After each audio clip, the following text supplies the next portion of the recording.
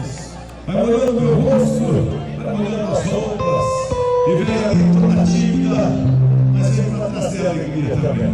A chuva é bem-vinda, as coisas de Deus são bem-vindas, que essas gotas que caem sirvam para molhar, não somente uma roupa passagem, mas sirvam para molhar, e para levar para aquele instante o egoísmo, o orgulho, a vaidade, a maldade, e que o amor amanhecer no céu. Estamos vivendo há poucas horas do verão, primavera está indo embora, mas o amor e a vida continuam. E é naquela vida que eu quero pedir de vocês uma salva de palmas à vida, uma salva de palmas ao amor, poder sentir, abraçar, chorar, sorrir, viver não ter vergonha de ser feliz. Viver e não ter a vergonha de ser feliz. Quem está feliz, para Deus aí! Cantar a beleza de ser uma eterna feliz. Ah, meu Deus, eu sei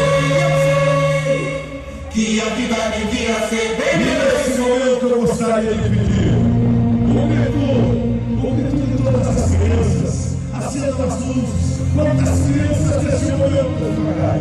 Quantas crianças desenhadas nos hospitais da vida? Quantas crianças que choram?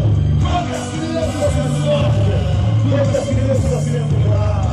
Quantos pais que choram a morte do seu filho? O legão que foi morar com Deus, o legão desse jovem. Quantas pessoas que gostariam de estar aqui nesta noite?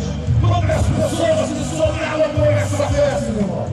E aqui no céu, aproveite a vida, vamos curtir bastante a vida, porque nós vamos ficar muito tempo morto. Quero convidar todas as crianças aqui, quero convidar